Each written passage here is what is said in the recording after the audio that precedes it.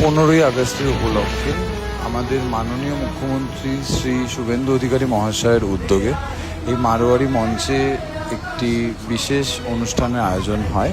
সেই আয়োজনে আমি উপস্থিত ছিলাম ইভেন্টটির মধ্যে। ভীষণ সুন্দরভাবে সেই অনুষ্ঠানটি অনুষ্ঠিত হয় এবং সেখানে অনেক রকম নৃত্য এবং সঙ্গীতের মাধ্যমে সেই অনুষ্ঠানটি পরিচালিত হয় এবং এত আকর্ষণীয় এবং এত দৃষ্টিমধুর বা এত শ্রুতি মধুর লাগে সেই অনুষ্ঠানটি।